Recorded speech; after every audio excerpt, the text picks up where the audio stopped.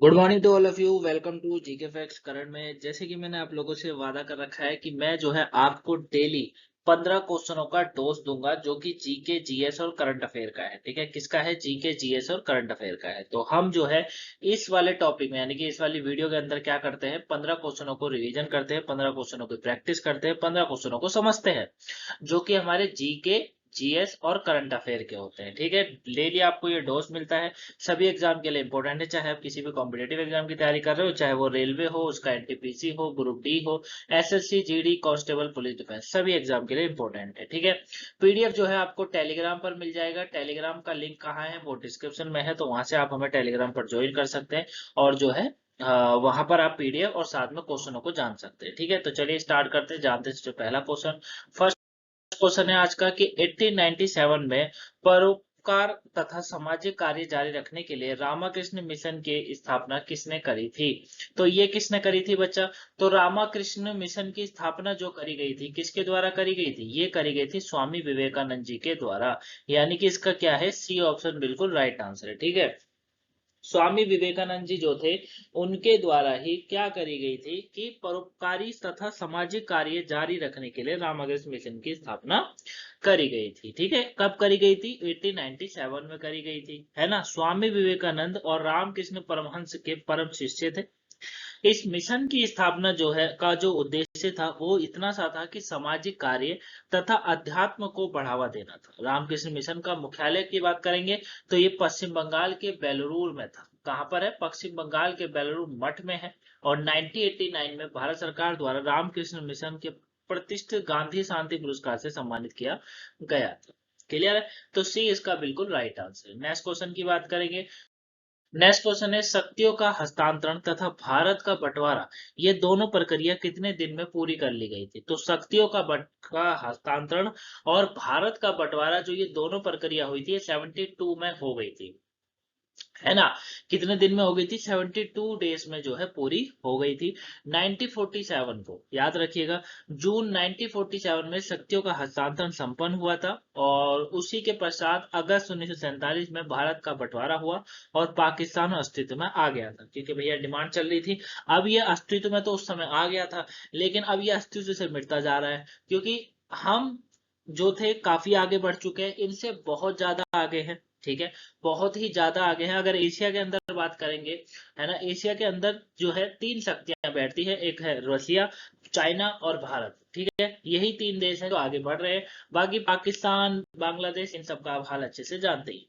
Clear हो गया? चलिए नेक्स्ट क्वेश्चन की बात करेंगे। इनमें से बंगाल के शासक ने जब रे मुर्शिदाबाद नामक सिक्के जारी किए थे, तो ये किसके द्वारा करे गए थे? मुर्शद कुली खान। ठीक है, इतिहास में पढ़ा होगा आपने, मुर्शद कुली खान ने ही मुर्शिदाबाद नाम का जो सिक्का जो है जारी किया था, है ना। और ये पहले नवाब थे, कहाँ के? बंगाल के। क्लियर है? बंगाल के ये पहले नवाब थे। और इनका कार्यकाल 1717 से लेकर 1727 ईसा तक चला था। कब चला था बच्चा? 1717 से इनका कार्यकाल स्टार्ट हुआ। गौर फरमाइएगा जरा सा। 1717 में स्टार्ट होता है और कब खत्म जाके होता है? 27 में जाके ये खत्म हो जाता है। ठीक है, और जो है मुर्शिदाबाद, मुर्शिदाबाद में नाम का बदलकर मुर्शिदाबाद कर दिया गया था बाद में, है ना। मकसूदाबाद कहा जाता था इसको, फिर मुर्शिदाबाद करा गया था। मुगल सम्राट फारूक शियार जो था उसके नाम परिवर्तन तो मंजूरी दी थी, लेकिन मुर्शिद कुली खान ने नई टक्सल से किया था। ठीक है ना, मतलब नए टक्सल से जो है इसका सिक्के जारी करे थे। क्लियर? नेक्स्ट क्वेश्चन की बात करेंगे। किस कंपनी के सह संस्थापक पाकिस्तान के पहले वित्त मंत्री बने? कौन थे भैया? महिंद्रा एंड महिंद्रा। यानी कि इसका बी बिल्कुल राइट आंसर है। ठीक है, महिंद्रा एंड महिंद्रा की शुरुआत नाम मोहम्मद एंड महिंद्रा था। ठीक है, और स्वतंत्रता के बाद इस कंपनी के साझेदारी गुलाम मोहम्मद पाकिस्तान चले गए और वह पाकिस्तान के पहले वित्त मंत्री बन गए। अपनी पैर पे खुद कुल्हाड़ी मारी थी। क्लियर?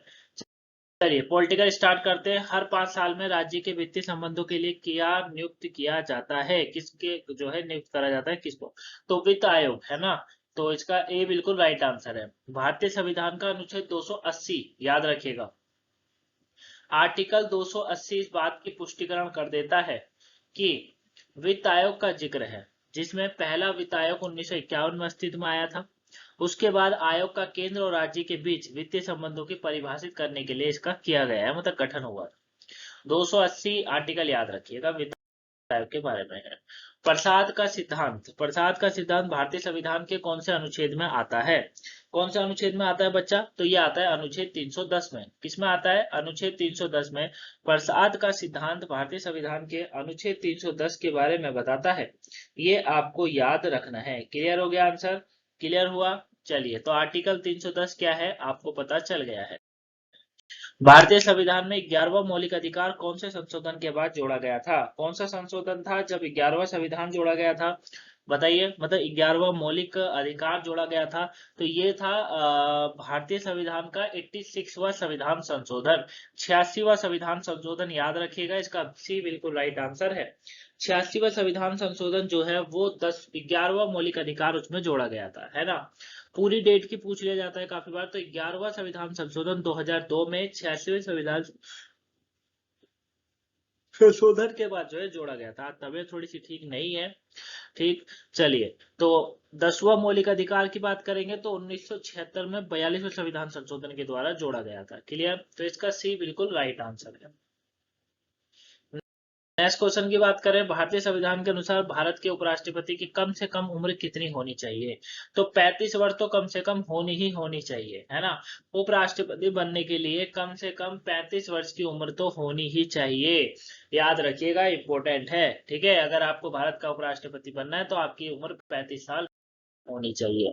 साइंस के क्वेश्चन है अब यहाँ से, लेजर प्रिंटर में किस तरह के लेजर का प्रयोग किया जाता है? लेजर प्रिंटर देखा है क्या आपने? लेजर प्रिंटर आपने देखा होगा, तो उसमें जो है अर्धचालक लेजर डायोड का प्रयोग किया जाता है। लेजर प्रिंटिंग की शुरुआत जो है 1969 में कर दी गई थी, है ना। जब आप प्रिंटर लेने जाते होंगे तो आपको बोला जाता होगा कि लेजर वाला चाहिए, नॉन लेजर वाला चाहिए, तो आप बोलते हैं लेजर वाला चाहिए। तो 1969 में हुई थी, और इसमें जो है एक तरीके का लेजर डायोड का प्रयोग किया जाता है। क्लियर बच्चा?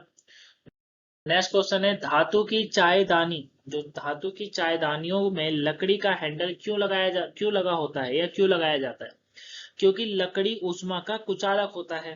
भाई क्यों लगाया जाता है? क्योंकि लकड़ी ऊष्मा का कुचालक होता है, गर्म नहीं हो पाता है ना। अगर उसमें मान लो प्लास्टिक लगाएंगे तो पिघल जाएगा, और अगर उसमें लोहे का यूज करेंगे तो वो भी गर्म हो जाएगा, जैसे जैसे चायदानी गर्म होती रहेगी।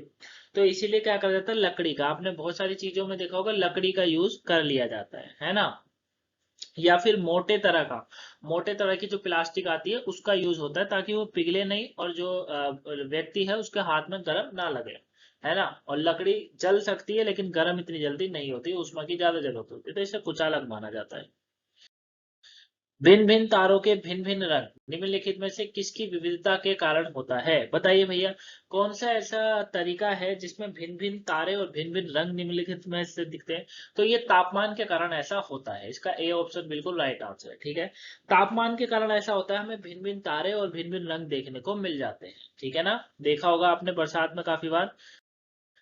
भूकंप की तीव्रता मापने के लिए किस पैमाने का प्रयोग किया जाता है? मोस्ट इंपोर्टेंट क्वेश्चन है। रिक्टर पैमाना, क्या रिक्टर पैमाने का प्रयोग किया जाता है? इसका ए बिल्कुल राइट आंसर। जो रिक्टर पैमाना है उसका प्रयोग होता है भूकंप की तीव्रता को मापने के लिए। क्लियर है बच्चा? याद रहेगा। चलिए, करंट अफेयर की बात करते हैं। करंट अफेयर का क्वेश्चन है, प्रोफेसर नागेश्वर राव को हाल ही में एम्बेसडर ऑफ रेजिलियंस पुरस्कार से सम्मानित किया गया है। किस विश्वविद्यालय के कुलपति हैं? किसके हैं? इंदिरा गांधी राष्ट्रीय मुक्त विश्वविद्यालय, यानी कि इसका बी बिल्कुल राइट आंसर। तो इंदिरा गांधी राष्ट्रीय मुक्त विश्वविद्यालय के कुलपति हैं कौन? नागेश्वर राव, जिनको अभी हाल ही में रेजिलियंस पुरस्कार से सम्मानित किया गया है। नेक्स्ट क्वेश्चन की बात करेंगे, किस राज्य के बेस्ट परफॉर्मिंग स्टेट का द्वितीय पुरस्कार मिला है? तो बेस्ट परफॉर्मिंग स्टेट का द्वितीय पुरस्कार जो मिला है ये छत्तीसगढ़ को मिला है बच्चा, याद रखिएगा। छत्तीसगढ़ राज्य एकमात्र ऐसा राज्य है जिसे बेस्ट परफॉर्मिंग स्टेट का द्वितीय पुरस्कार छत्तीसगढ़ ने हासिल किया है। द्रौपदी मुर्मू हमारी राष्ट्रपति जो है, उन्होंने राजधानी के तालकटोरा स्टेडियम में आयोजित स्वच्छ अमृत महोत्सव में यह पुरस्कार प्रदान किया था। चलिए, नेक्स्ट क्वेश्चन हमारा आज का लास्ट है। उत्तर प्रदेश में किस जिले में हाल ही में पहला एस्ट्रोनॉमी लैब यानी कि खगोलीय प्रयोगशाला का शुभारंभ किया गया है? तो ये झांसी के अंदर हुआ है। इसका बी ऑप्शन बिल्कुल राइट आंसर है। ठीक है, उत्तर प्रदेश राज्य में झांसी जिले में पहला एस्ट्रोनॉमी लैब का शुभारंभ किया गया है, ये आपको याद रखना है। क्लियर है? पेपर के पॉइंट ऑफ व्यू से आपके इंपॉर्टेंट है। तो ये थे आज के 15 क्वेश्चन। आई होप आप इन्हें अच्छे से जान गए होंगे। कोई डाउट लगा हो कमेंट बॉक्स में बताएगा। वीडियो पसंद आई हो वीडियो को लाइक सब्सक्राइब शेयर जरूर करिएगा। मिलेंगे नेक्स्ट वीडियो में, तब तक के लिए थैंक यू फॉर वॉचिंग। सुबह की वकल नहीं देखे तो इसे जरूर देख लीजिएगा। Thank you for watching. Video को लाइक सब्सक्राइब शेयर जरूर करिएगा। और शुक्र सैटरडे वाली वीडियो नहीं देखी तो उसको जरूर देख लीजिएगा। Thank you for watching.